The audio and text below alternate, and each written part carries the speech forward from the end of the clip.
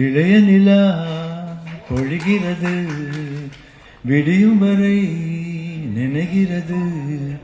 உலா போகும் மேகம் கலா காணுமே, நிலா காணுமே வானமே.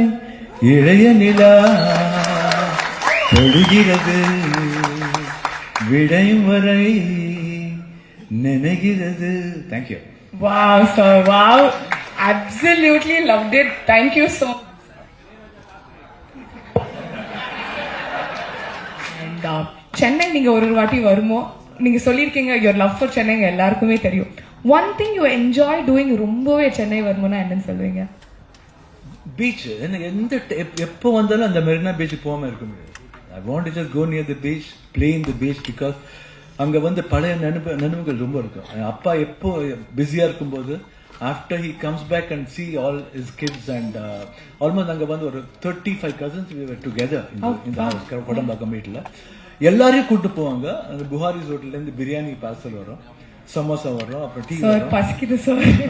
அப்புறம் தென் we used to play kabaddi அங்க. ஸோ அதெல்லாம் அங்க போகும்போது we can easily whenever I know what people will think.